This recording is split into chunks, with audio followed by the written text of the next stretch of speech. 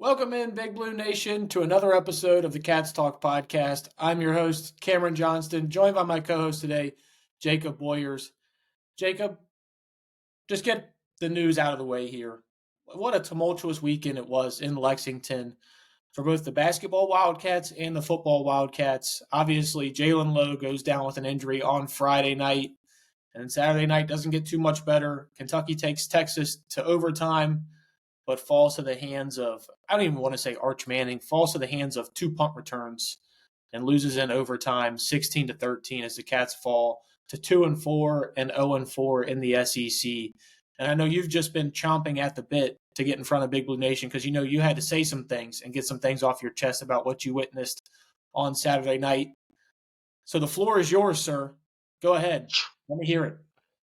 I don't think we have enough time for me to say everything I want to say because I think I could vent for about an hour. But, I mean, what can be said that hasn't been said by everybody already? But just the most frustrating game that I can think of. You pretty much thoroughly outplay Texas. And, I mean, Texas isn't very good. I know I came on here and said, Arch isn't as bad as he's looked so far. I'm here to now tell you he is as bad as he looks because he is just flat out not good.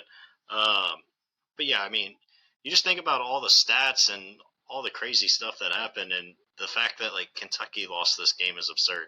You double them in yards, you double them in time possessions. You have 26 first downs to their 8, and you recover 4 fumbles. You muff 2 punts, you fall on those. You get a strip sack, you fall on it. Like everything, the team, like everything went perfect for you to win, and you still couldn't win. And it was all just because of the coaching staff. There were so many crazy decisions. To punt that football not out of bounds in that situation at the end of the game, absurd. To try a quarterback sneak on 3rd and 2, horrendous. The calls in overtime to run straight up the middle, the only thing you hadn't been able to do offensively all night. Even Brock Osweiler on the 3rd down was like, Kentucky can't run up the middle. I would love to see Cutter do a play action and roll out. You don't do it. Then on 4th down, he said again, you cannot go right up the middle again here. You need to do something to the outside. What do we do? It's just every little thing that could go wrong went wrong, and just horrible coaching. The players played well enough to win this game, and your coaches didn't execute down the stretch and had mental mistakes and just flat out weird play calling at the wrong time, and it cost you. Yeah, and the crazy thing that, I don't want to be like the sunshine pumper or whatever. That's not what I want to be. But I genuinely think as a full coaching staff, this is almost their best coach game for 95% of the game. But that 5% overtook the rest of the entire game. Like Bush Hampton, I thought hands down his best play calling of the season, probably of his tenure. I mean, you had Cutter Boley with a 70% completion percentage. He looked great. But, I mean, it seems like for whatever reason, especially with this football team in particular, there is just 1 to 2 plays throughout the game that will cost them, whether it's like Cutter Boley looks great, but he manages to take sacks in poor times. He slides before getting the first down, which, by the way, we can argue on whether or not that was a fair spot or not. But, I mean, let's get the first before we've known to have struggles on short yardage, and we've done a little bit better this year, but that's still something that we haven't been great at. Get the first down before you slide. Something that I'm not going to beat him up too much for, because as a redshirt freshman, I mean, that's something that he's got to learn to grow through. But it's stuff like that. And then Bush, like I said, I think it was the best game he's called all year. And to put up, over 350 yards of offense against this Texas defense is something that's hard to do. Only Florida had put over 300 yards on this team. That includes an Ohio State team that's ranked number 1 and is perceived to be the best team in the country.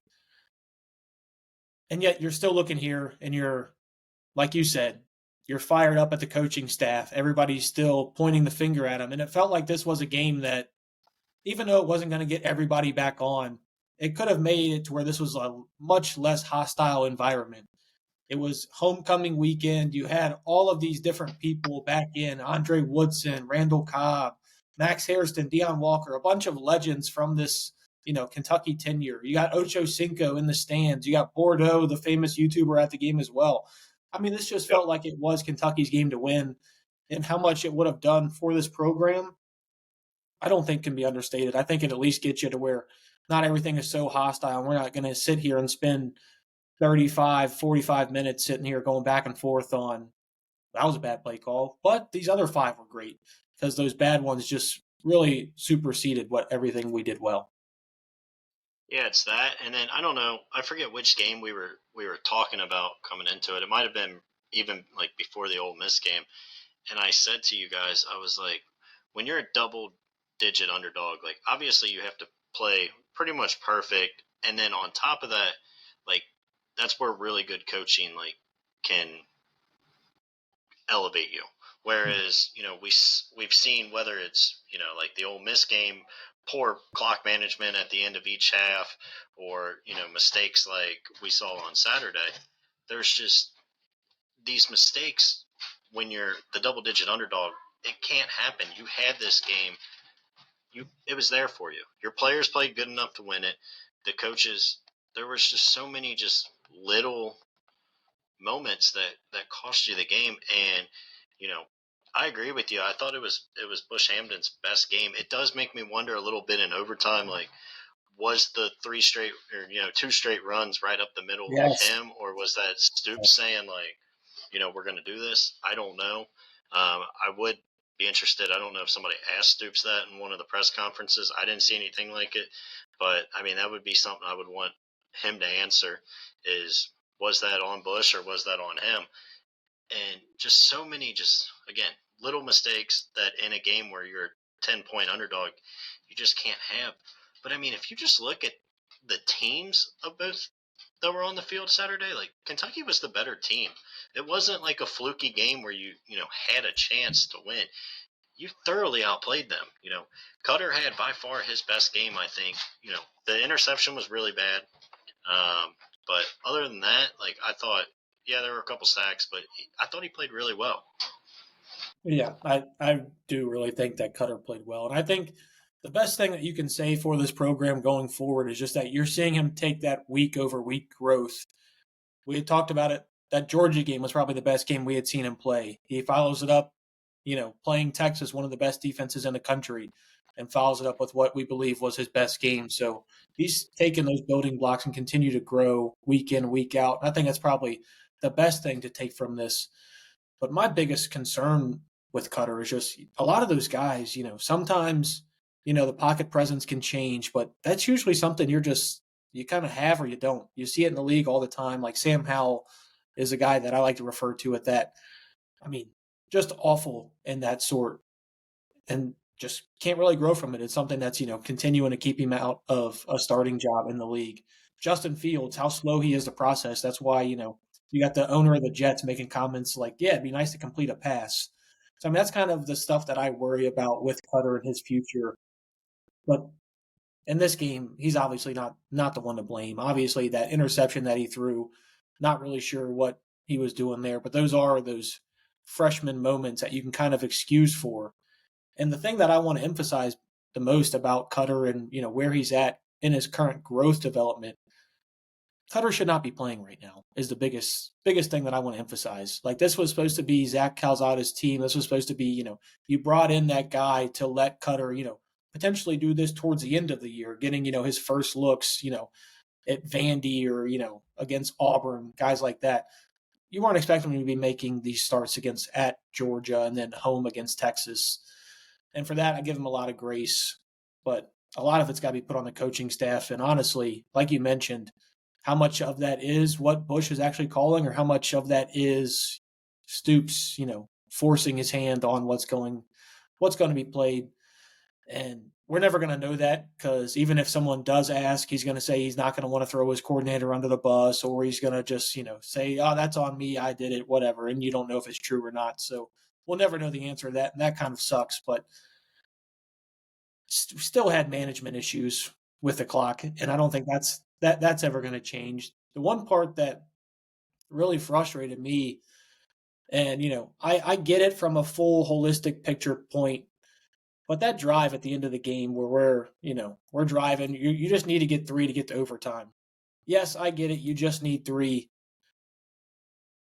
Why not throw up a you have big body receivers. I mean, JJ Hester had to be brought onto this team for a reason. The guy's 6'5" and just a big body. Why not give one chance at the end zone? Now, granted, I'm not saying just, Hail Mary, lob it up, but run the plays. I don't think Texas is expecting you to run anything to the end zone from your 27. You had 9 seconds. That's enough for as long as you just take a shot at the end zone and don't take a sack, and you still take that 45-yarder and Callaway makes it. But outside of that, and then obviously the calls at the end of the game, that's really the only issues I had with the staff. But it's just a lack of trust in the staff to be able to fix it going forward. Yeah, I agree. The not throwing it towards the end zone there with 9 seconds actually didn't bother me as much, just because of kind of the points you just made about Cutter. Like, there is a world where he makes just one of those mistakes and Mm-hmm. takes a sack, or something obviously really bad happens there. But I mean, everything else I agree with completely. I don't know how we haven't talked about it. I don't know how you felt about them not taking the points. And on that first drive, I love the call to go for it.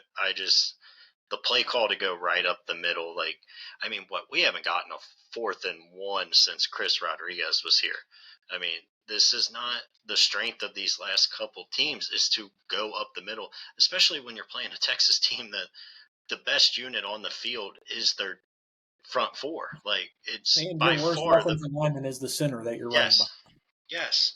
So, like, I just don't understand it. Like, why not there on 3rd and 1, or 3rd and 2 on the first drive? Why don't you give Cutter the chance to, like, do a zone quarterback read and, like, let him make a decision on running it or something? Like, if they went for it on 4th down and didn't get it even in overtime, like, I feel very confident that that's the right decision.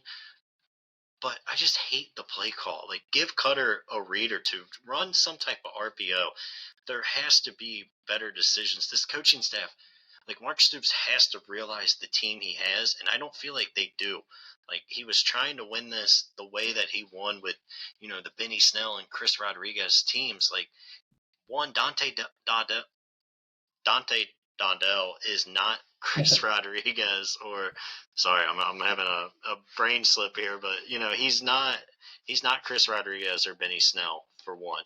And then two, you don't have the big blue wall up there. I mean, this O-line is obviously very improved from a year ago, and I think they actually do really, really well in pass protect. But if you tell me, like, for them to get a push against really any power four line, from their interior offensive line, like, they haven't done it all year, and then you just kind of try the same thing over and over again in the biggest spot of the game. Yeah, and I kind of mentioned this last week in regards to the Dante Dowdell experience. I'm done, dude. I told you this a couple weeks ago. I'm so done with it. He's a quote unquote power back that doesn't offer you power. And if your power back is jumping from the 3-yard line to try and go over the top on back to back plays, I mean, at least the first one on 3rd down, I can give you that and just be like, oh, catch them off guard with going over the top on this one. 4th down, after just seeing you do it, they know it's coming, and like I'm fully out on the Dante Dowdell experience, especially what we're seeing from Jason Patterson as of late too. There really is no reason for Dante to be on this field, and I mean Seth McGowan goes to the hospital in the middle of this game and comes back, and I still would have much rather have him got the ball in this game. But to answer your question on, what I thought about going for it, on the first drive, I lean first drive of the game, you have a big team coming in, a team that you haven't played. You're scratching and clawing to, put points on the board. Texas' offense has really struggled all year to put points on the board. I personally probably would have taken the points on the first drive. And now a lot of that is revisionist history. Obviously, I see that it doesn't work. But in that moment, I think I would have taken the points. Now, granted, I would have, after Cutter's scramble, and I would have challenged that, because instead of it being, 3rd and 2, it probably would have been 3.5 yard max, or Yeah. 1st down for us. So that's probably what I would have done to have started. 3 points there. Obviously, you look at it in the game perspective and you say, oh, well, 16-16, it changes the game. But we also had a missed field goal later in the game. And the one at the end of the game, I'm going for it. I mean, you have a chance. At that point, I don't think you see a world in which Texas is scoring a touchdown.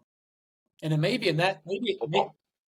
maybe in that instance, honestly, maybe that's the reason we probably should be sitting here and having that debate on if you don't think Texas is scoring a touchdown on you the way Arch was playing and the way the defense was, you know, actually making tackles. Which Jake, I mean, can we talk about how Right. these guys were making open field tackles? How much did it change this game? Besides on punt returns. Yeah. Okay. All right. All right. All right. But no, I agree. Let me be positive for a second. I mean, this team made open field tackles, and you saw just the yards just drain. I mean, it was incredible to see. Maybe that's the reason you should have kicked it there, especially after getting stopped on back to back tries there. But I mean, at what point do we have just like a week in the offseason where we sit there and we say, hey, listen, these are our 2 point conversion attempts. These are our 4th and 2. We got to have it. Our 4th and 1. Like when are we doing these? Because these run up the middles when you're going behind Jagger Burton. These quarterback sneaks, which I like Cutter and I like what he's done.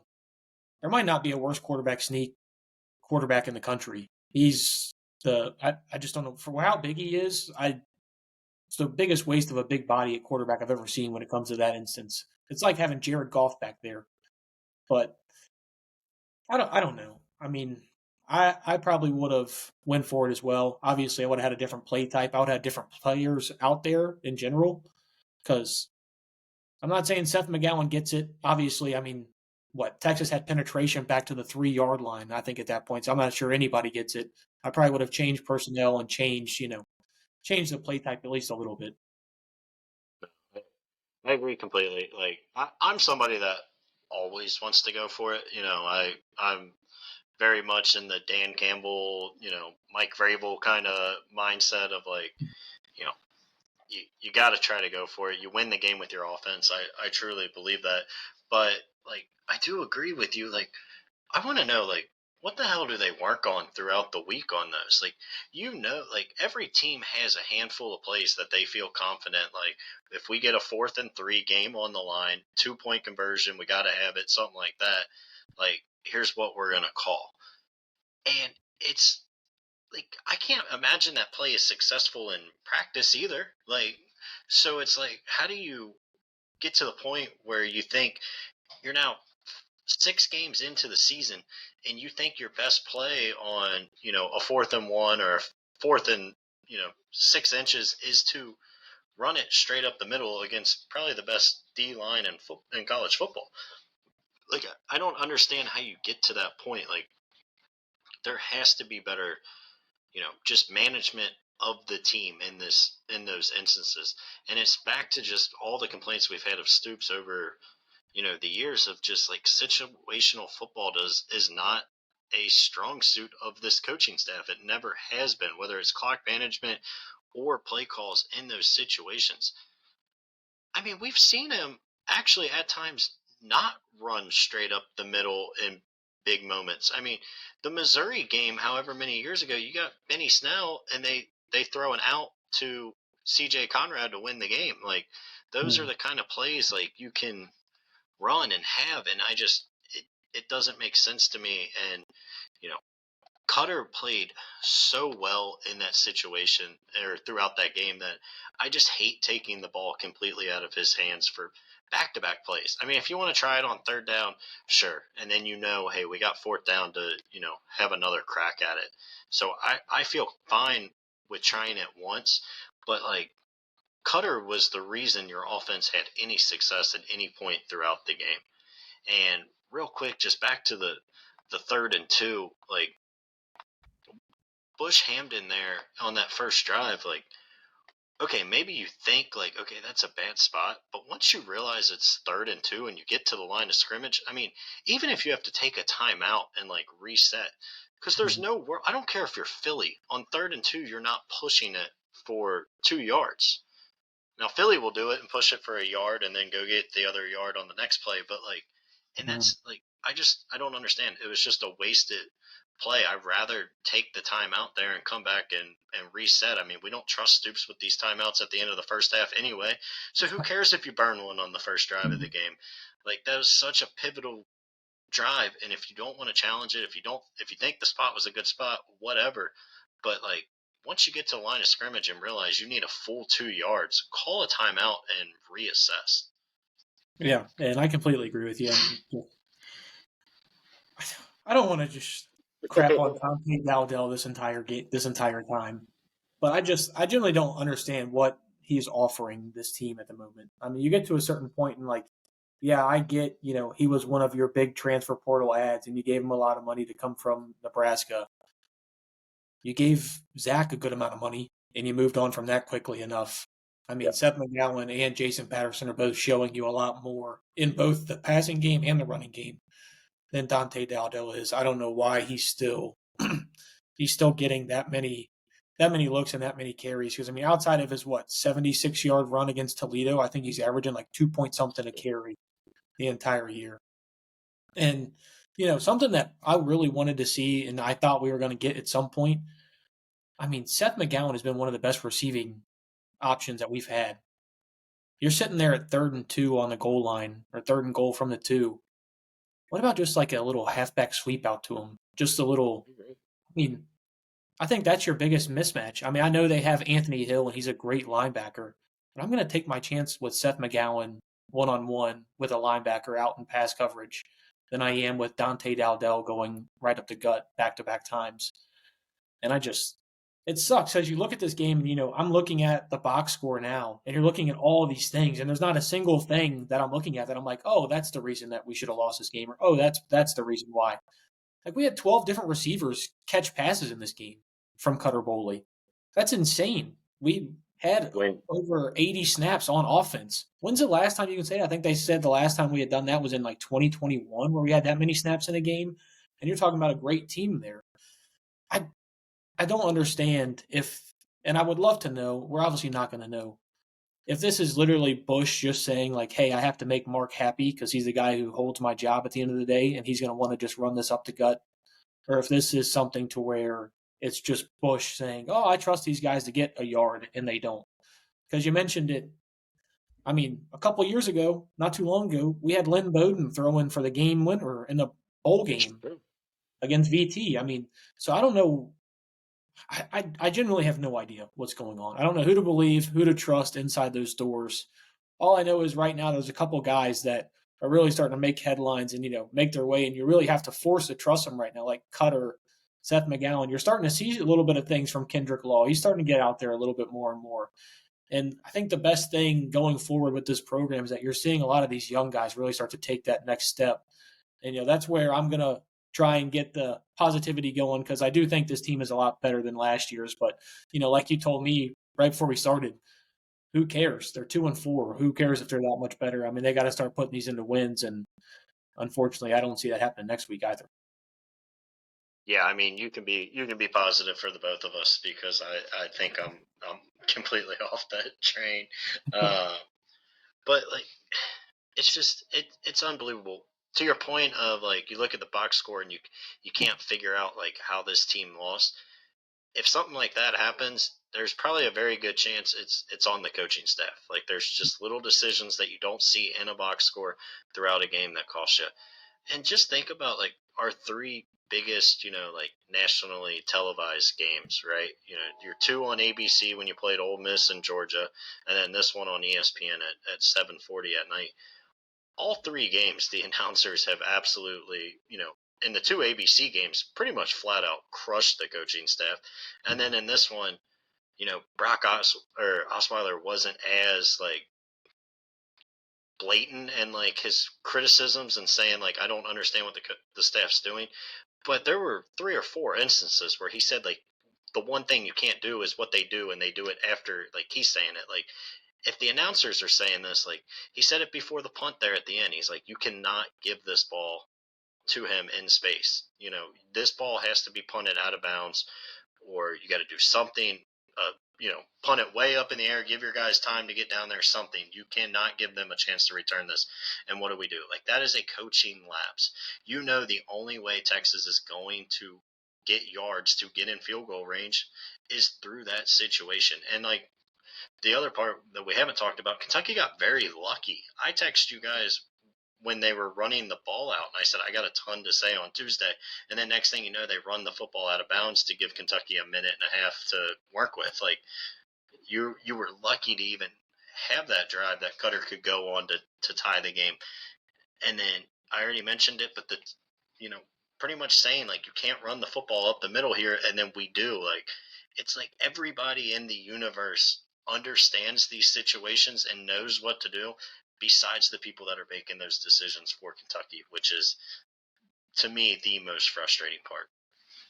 Yeah, and I think the thing that's so frustrating is that, like, if I asked you, like, is this the best game that this team has played both offensively and defensively Oh together yeah. in the past 2 years, that last year included, like, I think this is by far and away the best game that they've played in a year and a half. That combined with you have 4 fumbles and you fall on all of them, and Yep. Texas helps you out by running out of bounds. All of these things go together, and then you still don't win this game. And at that point, like you mentioned, I mean, that's you can only point to one person when it comes to something like that. But unfortunately, that's just where we are. And I think you kind of hear that in the way Stoops has talked on his radio show. Kind of seems like somebody who almost knows his time is limited. He's not really fighting back against the fans. He's saying, things like, yeah, fans deserve better. I appreciate them for showing up on Saturday. He didn't just say it for this game. He said, they deserve better over the past couple of years. And I think he's really starting to sit back almost a little bit and kind of take in like, oh man, this thing really, I have let go of the reins here and everything is starting to slip a little bit. The only bad thing is like saying all of that. It's like, this is still the best I've felt about this team all year is this game. But it's just, there's the team and then there's the guys who are leading the team. And that's where I start to get a little concerned. Well, I think too, like the other big concern, and I know we mentioned this coming into this game, but like this was so deflating and like had to hurt those players so bad. Like I felt so bad for Cutter doing that, post game interview. But like this is the kind of stuff that if you go out and get killed next week to Tennessee, which we've talked about, I don't think they're going to be able to Very stop likely. Tennessee, and you're not going to score enough to keep that game close. Like there is a real world where this team just completely checks out. I mean, this was the game to win. Like that locker room, we feel it as a fan base. I can't imagine what they feel in that locker room. Like they have to know, like this was our chance to, go and get one of these games and possibly get back on track to, save the season. And you played as well as you could, and you still didn't find a way to steal it. And with everything that's ahead of them, like there's a very real chance that after this Tennessee game, this team just kind of checks out. Yeah, I'm really hoping that this was more of a step forward for this team rather than like this was our, last effort. This was, our last hurrah. I'm really hoping that that's more what this team gets out of this, saying that, just we gave it everything we had. Obviously, result wasn't the way we wanted to. But like you mentioned, I mean, having a game like this and then potentially getting the doors blown off you against Tennessee when they come Yeah. into town is something that traditionally Stoops teams really haven't bounced back from. I mean, we kind of saw it last year where they just kind of rolled over and laid on the mat and just never got back up. So I am really scared about that. But bad thing is like all of this said, like I still come out of this just like a little optimistic in just like what I've seen, at least from the young guys. Like you see guys like CJ Works really stepping up, Steven Sackham Souls stepping up. I mean, this defensive line is tremendous. This defense, granted, they were given a lot of help by Arch. And I mean, you and I might have to do like a off-season podcast on how bad Arch was just in this game. But I mean, I'll tell you what. And then, I mean, I think the worst news of all of this is just DJ Waller was supposed to be a go for this game, gets hurt in pregame warmups. I don't imagine he's back for the entire year. I mean, that was already him missing 3 games. Tries to fire it up, doesn't have it, can't play. I can't imagine we see him back this year. And with that being potentially your best corner, having to mix guys like Ryan Nichols out there and just a bunch of young guys. And, you saw some of those guys show up. Unfortunately, where you saw them a lot was on punt return. and you saw them miss tackles, and you saw that be a big part of the game. I don't know, man. It sucks because you look at it. You look at it in a holistic standpoint. You're like, this is the best game this program has played in a year and a half. Offense looks good. You got a young quarterback that's playing well. You got young receivers that are making their mark. You got a defensive line who's good. The offensive line is so improved. You got guys that are, showing out, making plays along the defensive front that are young. You look at all these things, you're like, I can start to see something building here. But then there's a big, shadow that this program's in. And I don't want to fully put that on Mark Stoops, but I mean, you kind of have to. I mean, he is the reason, we're down in this spot now. And hopefully, if we make that change, obviously you and I both have made our stance on whether we would do that or not. Hopefully you can retain a lot of these guys. Hopefully it's not a, fire sale transfer portal season. Hopefully you bring in a lot of guys that you want, but there's a lot of these guys that I'd love to see stick around too. Yeah, and that's the part for me that makes it a little tough to get excited, is just because, I don't care if every single one of these guys say they're coming back. If you have the same, guy at the helm next year, there's not going to be any excitement to begin with. Exactly. And then two, if you do have that change that I think we both are, expecting and hoping, then there's the world that none of these young guys come back anyway, because I mean, the way you look at it in college football now is, unless you go get a coordinator, if you get a head coach from somewhere, he's probably bringing just about that entire roster with him. I mean, yeah. And then, I hope Cutter sticks around, and I hope he's here for whoever the next coach is, and hopefully it's an offensive-minded coach that can really get the best potential out of him. But you also know that, a lot of these guys, they want their own quarterback when they come in. So, it's just hard to get excited. And unfortunately, we have 6 more games of this, and then I guess we'll kind of go from there and see. But, there's really nothing that gets me motivated and excited for the rest of this year and then next year going forward until that change is made. And then from there, we can kind of look at, who would we like to have back and who we wouldn't. But I do agree with you. It was really all the young guys making plays. I mean, Harley Gilmore had probably, his best game. It was a guy we haven't mentioned yet. I thought Willie Rodriguez had some good moments. So just, you have these pieces, but again, it doesn't matter when the players go out there and make all these plays to put you in a position to win, and your coaching staff kind of lets them down. I mean, it would be different if everything went the exact same, and then you get 4th down and Cutter throws a pick 6 or something, right? The whole vibe of this would feel different. I would actually, as weird as it sounds to say, I would come away feeling more positive about this team going forward on that. Because that's something, as a young quarterback gets better, you correct. Or, just the ball bounces a different way here or there throughout games. These coaching lapses, when every single game, there's going to be 5 or 6 moments or plays or time management, whatever it may be, there will be 5 or 6 different moments throughout a game that the coaching staff will screw up. And it's been 13 years of this, and it's not going to get any better. So for me, that's the frustrating part. That's why it doesn't matter how great any of these young guys look. I don't feel good about the rest of the season. I feel horrible about next week. And I just think it's not anything that, is going to get better.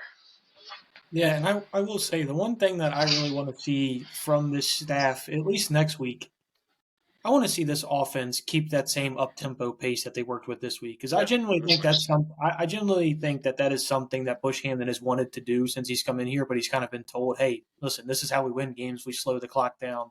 We don't get off too many plays. But you mentioned it. The reason we saw a lot of plays from these guys is because there were plays to go around. When you're only playing, you only have 40 plays. I mean, you can't, when you're assuming, Seth is getting 15 of those attempts, you're dropping back those other, 20, 25 times. There's only so many touches to go around. And I think that's what I took away from at least this offense and what I'm hoping they do against Tennessee, because you mentioned it. You want any chance in that game, you're going to have to score a lot of points, and you're going to have a lot of plays run on your side too. So that's what I want to see. And, I know I've probably sound like the biggest Bush Hamden fan in the world. Most of these podcasts, but I mean, this is the best this offense has looked in quite some time, and I really hope that they take it and look at it and be like, "Hey, man, we did this against this Texas defense. You can do it against this Tennessee defense. This Tennessee defense has been bad so far this year. You can put up points and put up yards against them." And while I can see it going, a crazy way in which they just drop 55 on you, and you look back and you're like, "Oh, well, that's the defining point of Stoops' tenure, and that's the one that got him ran out of Lexington." I can also see a world where they're at least competing in the first half, and they're actually putting up and going almost score for score with them, as long as they do keep that up pace tempo like they did this week against Texas. Because I think if you're going to be able to move the ball against Texas, you can surely do it on Tennessee. Yeah, and I agree, and I expect the offense to look good again next week. I mean, I'll wait and give you my score, but like, I expect the offense to still be kind of a bright spot. But like, the issue, with next week is like, again, you're going to need Cutter to play like almost perfect. One bad pick or strip sack or something, and something gets housed, the game will be over right then and there. And I almost worry like next week's probably going to be the game where Stoops like tells these guys to slow it down. I mean, that's just how he is. He's going to want to try to limit Tennessee's possessions. This is why He's I'm not saying going to I'm want to tired get. of hearing all this about Bush. I'm tired of No, it. I get no, it. I agree. Get the overarching Yeah, numbers no, on them don't look good. We haven't scored 3 touchdowns in any, Power 4 conference I've, game. hey, I get it. I've, But we also know, like, every single offense coordinator outside of one season with Liam Cohen, yep, who is now a head coach of the Jacksonville Jaguars, has went the exact same. You got a guy who's tearing it up down in Miami. As long as he yep. didn't have the sloth back there at quarterback, throwing 4 picks to help Louisville win a game. I mean, No, at some point, the constant remains a constant. Yep. No, I've said it. I said it last week before we talked about it. I mean, there's a very real world where Bush Hamden goes back to the Mountain West or some conference like that, and I said it, in 3 to 5 years he could be back in the SEC because there's just there is a constant, and I could. Can't you just totally see Stoops being like, I don't want to come out here and get absolutely blown out and give Tennessee the chance to have 12 possessions, and I'm going to do everything I can to limit how many times they touch the football, and we're going to try to manage the clock and just keep this close and have a puncher's chance in the fourth quarter, which we all know they won't. Like, if you limit their possessions, you're limiting your possessions. This offense isn't good enough to go get points, and even if Tennessee gets 4 possessions a half, they very well could go score a touchdown on every single one of those possessions. So, I mean, I guess your hope is that they come in here a little upset about the Alabama game. They're down. They got 2 losses. They're probably not looking at the playoffs now. So, I mean, there's a world where you could pretty much snatch their soul, but I don't foresee it happening, and I fully expect Stoops to have this offense back to playing at a snail's pace next week. Yeah, were you surprised at the opening line for this game? It's 7.5. Yeah, I mean, it jumped to 9.5 almost instantly, right? So, yeah, when you're a gambler, you look at the first movement and then you look at movement right before the game, and I guarantee you there was a lot of big money in Vegas that looked at that, 7.5, 8.5, even probably at 9.5, and hammered it. Yeah, and so this is the thing, is if you told me that we get the same offensive scheme and tempo from this past game and we do it against Tennessee, I do genuinely think we cover that. But, like you mentioned, I can fully see to where Mark Stoops says, I don't want Tennessee getting the ball this many times. I don't think my defense can hold up that many times. And he just fully puts his thumb all over the trigger of this And then offense. you're You one mentioned mistake away from just getting blown out. Like, exactly. And rant. how much Tennessee's scored so far this year? 45, 72, 41, 56, 41, 34, and then 20. So Alabama kept them to the lowest number that they've had, and that was last week. The only thing I think I have a prayer for is you go from Tuscaloosa, you lose that game. You got Kentucky sandwich in the middle, and then you got Oklahoma at home the following week. I get it's a rivalry game, but I mean, generally, do we look at like does Tennessee football look at Kentucky football like we look at Louisville basketball? Like I think that's kind of where they're at, where they just know it's an automatic win. You don't really have to worry about it. I'm hoping they overlook us. We run that up tempo I think offense. even if they do, I mean, they might have a couple possessions in there where it takes them a minute or two to wake up, but they can, if they decide they want to flip that switch, it could get pretty bad quickly. Hey, I'm just trying to paint you a rosy picture Yeah, here, trying no, to I get it. paint you away because Told you you I could be think. optimistic for both of us. But all this being said, I think we've touched on a lot of things that feels like we're almost circling the same wagon every week, even though I think it's going to be the next 6 this games. game really did change what I think about this team. But you also, in my opinion, might be facing the best team you play all year, at least offensively, for sure. And you just historically don't match up well with them. And Stoops has never had a answer for this Heupel offense, and I don't know why that would change now. So, Jacob, I'm going to let you do the honors of your score prediction because I think you're going to be a little surprised by mine. I'll say 41 Tennessee, and that's only because they kind of take a possession or two off at the end of the game. They will have if they want, they will drop 50. So I'll say 41. Offense still looks decent. I'll say we finally get over 20, and we'll go 41-20. You couldn't even give us the third touchdown? All this that you're saying, you couldn't even give us that third touchdown? No. Well, now after last week, this will be the game where Stoops rolls out there and takes the 3 on a 4th and 1 at the 5. If I see that, I might go down to Lexington myself. Don't act like we might not. He'll be like, last week it didn't work out. This week I'm going to kick it. Yeah. And again, situational football. Something that's a little, concerning to hear is I hate how much he mentions, if I wouldn't have went for it, fans would have been upset. I don't know why. I hate hearing my coach talk about what the fans wanted to run on 3rd and 4th down. I genuinely don't care. Like if you're even as somebody that if it's a Cats Talk podcast that you're listening to and that's the reason you're doing what you don't think is right, then please shut us off and don't listen to us because we're just two clowns sitting here going back and forth on a Tuesday afternoon. You're the one who's making the big bucks. Whatever you think is right, go for it. But just be, convicted in whatever your decision is and be able to explain it when you're done with the game. I don't like hearing I went for it because, the fans, if I wouldn't have went for it, I'd have been called conservative. I've gotten to grow very tired of that. Yeah, no, I agree completely. Even as somebody that, I would be extremely critical if he didn't go for it.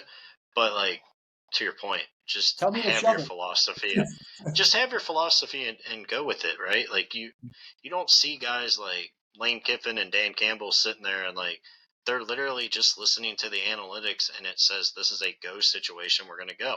If you want to say anything in these situations, I want to play it conservative and I want to be an extremely conservative coach, I'll disagree with you, but I can respect it. But yeah, don't tell me you're making a decision because of, something the fans say. Yeah, and that's where I'm at with you. I will say, I think my score prediction is it's going to be a little closer game here. You had us losing by 3 touchdowns, and I got them keeping up a little bit. I do think they actually cover that 7.5. I'm going to say it's 31-24. I do think Tennessee is able to win this game. I do think. And this is strictly me hoping and praying that we saw that, hey, listen, this is the best offensive game we've had in 2 years. Let's run it back. Let's go up tempo. Let's match Tennessee's pace. Let's not try because how many years have we tried this? Oh, let's really slow down Tennessee. Let's limit their possessions. How much has it worked for us? It hasn't. So, Mark, if you're really listening to the fans, please listen to this right here. This is Cameron Johnston with the Cats Talk podcast. Please, for the love of God, run the up-tempo offense that you ran against Texas. Give the keys to Bush. Let him do whatever he wants. If it goes terribly, fire him on Monday, fire him on Sunday. You guys are all probably losing your jobs regardless at the end of the year. So just give him the keys. If it works really well, guess what? Hey, you might get to walk out of Lexington on a high. You just beat Tennessee at home underneath the lights at Kroger Field. But I all that have being to said, ask you real. I do still think they'll lose this game. Yeah, I got to ask you, the 31 you said Tennessee scores, is that just in the first half, or is that for the total of the game? I'm telling you, Because this is if they if keep it up tempo. If they if keep up, we come in here next Tuesday and they hold them under 40, I would say that was a win. yeah, and I'd agree with you. But I mean, the biggest thing I've seen from this defense is the ability to get pressure up front. I think that'll cause Joey Aguilar to make a couple mistakes, maybe force a couple balls and give us turnovers that eliminate their possessions and the amount of possessions they get in this game. And then the thing I liked the most of what I saw last week was just this team's ability to actually tackle in the open field. There wasn't as many leaky yards. There wasn't as many yards after the catch. Hopefully they can string 2 weeks of that back to back. And hopefully, you get a little bit of Arch Manning in Aguilar as well. Hopefully he overthrows some guys, misses some guys as well, because these are college quarterbacks. They're going to miss just like the kickers do. That's going to be my point is, you're not playing Arch again this year, unfortunately. But, old sunshine pumper Cameron Johnston, we all know how he is. That was, that's always been the nickname. So, Hey, I got you for a second. I saw your face. You lit up just a little bit while I was going there. Lit up just a little bit. oh, I was lighting up because I was thinking of my terrible joke about the first half or not. So, But, I mean, Aguilar threw an interception last week. He was 28 of 44. So, I mean, just over 50%, right around like 56%. There's a world in which, you get that same type of Arch Manning performance. And, for whatever reason, Kroger Field, we usually perform a little bit different under the lights. The crowd shows up a little bit more. Now, granted, I do think there's going to be a lot of Tennessee orange. And unlike Megan Maroney, I ain't putting on that Tennessee orange. I think we're in trouble Saturday, big trouble, and then that's gonna snowball for the rest of the year. Well, let's hope you're wrong. But that's all we got for you guys here on this episode of the Cats Talk podcast. Check back in with us next Tuesday and see if Mark Stoops and Bush Hampton are able to pull out a little bit of surprise. Is Brad White able to contain this Tennessee offense? Jacob said they're going to go for about $3 billion in this game. So hopefully Brad White can keep them under that. That's all we've got for you here at the Cats Talk podcast. Follow us anywhere you get your podcast, YouTube, iHeart, Apple Music, Amazon Music. The YouTube's really taken off. Jake's holding it down over there on the X. Follow us on TikTok and Instagram as well. Stay up to date on all your news. We'll have a basketball podcast coming for you soon because guess what, Jake? It is basketball season in the Bluegrass, and we play number one Purdue on Friday. So even if things don't go well on Saturday, we'll still have basketball season to look forward to. You got anything to tell Big Blue Nation before we sign out of here? Stay strong because it's not going to be a pretty last 6 games. So make sure you got your bourbon stash ready to go for these Saturdays, and just get through November, and then December your Saturdays will be engulfed with college basketball. Stay strong, Big Blue Nation. Cats Talk Podcast is out of here. Go Big Blue. Go Big Blue.